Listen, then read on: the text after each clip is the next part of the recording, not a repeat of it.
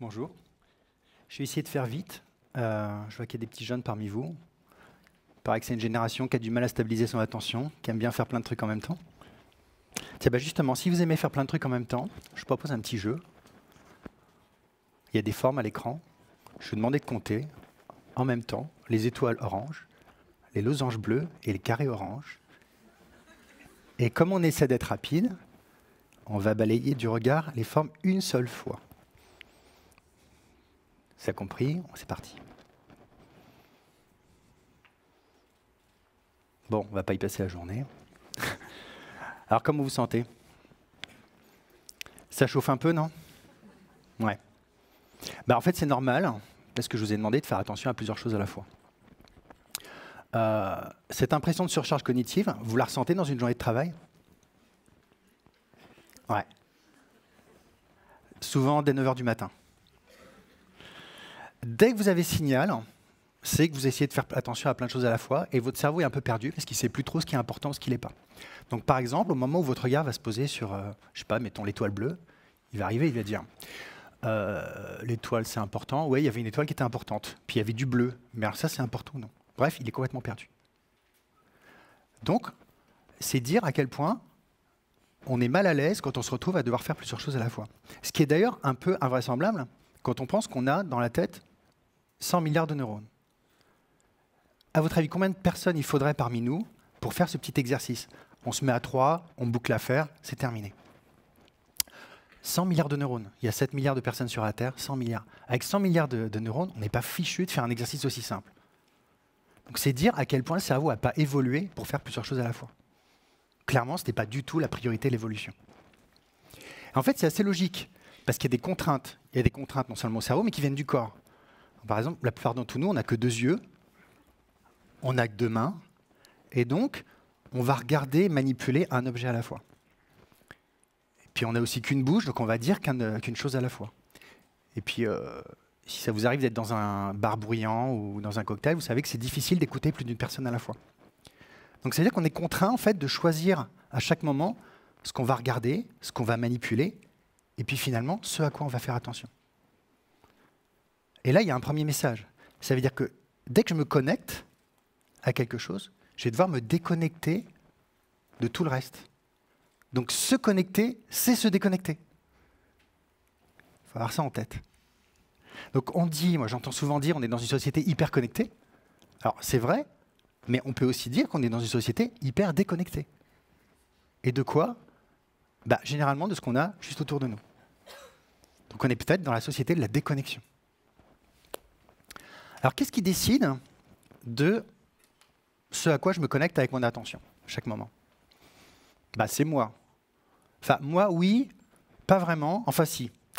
Si on considère que enfin vous aussi, on est constitué d'un ensemble de réseaux de neurones qui vont à chaque moment donner leur avis sur ce qui est important et mérite notre attention. Alors, ces réseaux, le problème, c'est qu'il y en a plusieurs qui ne sont pas toujours en accord avec eux. On a des réseaux qui vont orienter notre attention à chaque moment sur ce qui est saillant. Donc ça va être le cycliste avec son gilet jaune dans la rue. Pour moi, le grand écran lumineux derrière, ça va attirer mon attention. Ou vers ce qui est plaisant. Donc ça peut être un visage, un joli visage dans une foule. Ce qui peut me distraire. Et puis au sein de ça, vous avez le circuit de récompense. Et le circuit de récompense, lui, il va sans arrêt tirer l'attention vers ce qui peut générer une impression de plaisir. Puis vous avez un autre réseau qui, lui, va orienter votre attention en fonction de ce que vous fixez à faire, ce que vous donnez à faire comme objectif. C'est lui qui va vous concentrer. Et c'est lui qui est complètement paumé quand vous vous fixez à faire plusieurs choses à la fois. Si vous êtes au clair sur ce que vous cherchez à faire, à chaque instant, je sais exactement ce que je dois faire ce talk, je vais être bien concentré. C'est ce circuit qui va dominer. Au contraire, si c'est le circuit de récompense, par exemple, qui domine, là, problème, je vais me retrouver assez vite comme un petit garçon dans un grand magasin avec plein de bonbons. Et le problème, c'est quand le magasin de bonbons est infini et que tous les bonbons sont gratuits. Et ça, c'est ce qui se passe de plus en plus avec tous nos petits téléphones, Internet, etc., qui vont nous bombarder sans arrêt de petits bonbons hyper efficaces pour stimuler le circuit de récompense. Et là, le réflexe, c'est que mon circuit de récompense, il va me pousser à fourrer un maximum de bonbons dans ma bouche. Et c'est exactement ce qu'on fait avec nos petits machins là. On s'en fourre un maximum. On est dans une gloutonnerie attentionnelle. Et c'est comme ça que je peux, enfin moi ou peut-être d'autres, me retrouver sur un canapé à essayer de regarder ma petite série, puis en même temps, regarder mes petits SMS, puis oh tiens, je me fais une petite vidéo YouTube en même temps, et puis il y a Candy Crush, quelque chose à la fois, avec quand même une petite impression d'écœurement, et puis une grande difficulté surtout à descotcher. Alors vous me direz, ouais, ok, mais on a bien le droit de se distraire. Certes, ok, très bien. Sauf que sachez quand même que le mot distraire a la même étymologie que le mot déchirer en latin. L'attention, elle est distraite, mais elle est séparée, elle est tirée entre plusieurs objets, plusieurs cibles. On n'est pas forcément obligé d'adorer ça.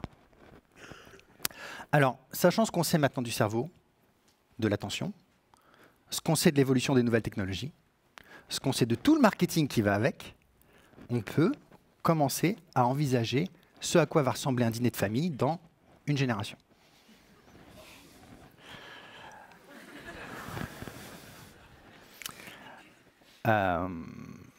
Est-ce qu'on risque pas de perdre un peu quelque chose? Moi, j'ai ma petite idée. Cette petite idée, elle m'est venue en allant voir des gens qui, précisément, ne peuvent absolument pas se permettre de voir leur attention s'éparpiller. J'ai été interroger des sportifs, des musiciens de très haut niveau pour qu'ils me parlent de leur rapport à l'attention. Et je les ai entendus me parler de connexion. Je les ai entendus parler de la joie intense qu'ils ressentent dans des moments d'attention maîtrisée. Une attention qui est calme, qui est posée sur un objet à la fois. Aux antipodes d'ailleurs, vous savez, de la concentration, l'effort de concentration comme on l'imagine, là, les sourcils froncés, caricature. Non, l'attention, posée, calme, tranquille, une chose à la fois. Je ne sais pas si vous avez entendu parler des projets de cerveau augmenté. Il y a le mec qui envoie des fusées dans l'espace, là, qui dit « Ouais, on va mettre des puces dans le cerveau, on va se stimuler électriquement, ça va être génial, on va combattre l'intelligence artificielle. » Impasse totale, c'est d'une débilité absolue. Le cerveau augmenté, c'est celui de ces artistes, de ces sportifs qui ont développé une capacité à maîtriser leur attention. Certainement pas un cerveau avec des machins qu'on ira se mettre dans la tête. Le cerveau augmenté, c'est celui de la personne qui a appris à comprendre et à réagir aux forces qui bousculent son attention et qui est capable d'avoir une forme de stabilité, un sens de l'équilibre attentionnel. C'est ça le cerveau augmenté.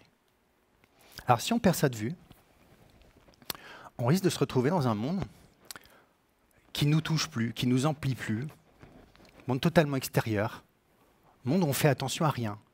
Parce que s'il y a des matheux parmi vous, je ne sais pas s'il y en a, ils savent que quand on divise quelque chose par l'infini, ça donne 0. Alors qu'est-ce qu'on fait? On ne va pas prendre toutes les nouvelles technologies et les mettre à la poubelle. Non, on ne va pas faire ça. On va simplement organiser une certaine forme de résistance. Comment? En développant un programme d'éducation de l'attention déduit des neurosciences. Pour qui? Pour les plus jeunes. Disons CP au 6e, 5e, début de collège, avant qu'ils soient complètement happés par les nouvelles technologies. Et puis on va faire ça où? On va faire ça à l'école, parce que c'est là que les enfants ont du temps pour apprendre.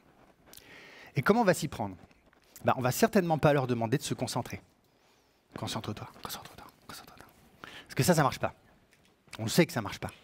Non, on va leur expliquer très précisément, simplement, activité par activité, ce que ça veut dire et ce qu'il faut faire pour être concentré. Alors je vous donne un petit exemple. Imaginons que là, j'ai un bâton. Et le bâton, j'essaie de le maintenir en équilibre sur ma main. Vous me voyez là? Vous voyez le bâton? Bien. Donc j'ai une intention très claire. Et cette intention, elle va guider ma perception, parce que je vais regarder avec attention le bout du bâton pour réagir dès qu'il penche. Et je vais réagir comment? Je vais réagir d'une manière bien précise, à chaque fois avec des petits mouvements de la main. Donc pendant tout l'exercice, si je suis bien concentré, je vais privilégier une perception, une intention et une manière d'agir particulière. P, perception, I, intention, M, manière d'agir. Ça fait PIM, ça fait aussi pouce, index, majeur, pratique. Donc là, je vous ai donné un petit manuel qui vous explique concrètement ce qu'il faut faire avec des choses que vous pouvez contrôler pour vous concentrer sur cet exercice. Donc l'attention et la concentration, ça s'explique. On peut expliquer comment ça fonctionne, ce qu'il faut faire, et au fur et à mesure, progresser, devenir de plus en plus concentré. Avec d'autres activités, ça donne le projet Atoll. Alors pas comme les lunettes, mais comme attentif, virgule, à l'école. Alors, la virgule, elle est importante parce que c'est pas juste apprendre à être attentif à l'école. Parce que c'est bien, mais en fait, ce qu'on veut, c'est surtout utiliser l'école pour apprendre aux enfants à être attentifs partout. C'est un projet qui est financé pour l'instant par l'Agence nationale de la recherche, merci, pour 1 an. Puis après, gros clin d'œil, on cherche des solutions. Dans Atoll, on va expliquer aux enfants que l'attention, ce n'est pas une espèce de truc mental totalement incontrôlable et magique, mais que c'est un phénomène biologique qui est soumis à des lois. Et en fait, on va leur apprendre à réagir à ces forces qui bousculent l'attention. Je me laisse distraire, je le remarque, tout de suite, je réagis.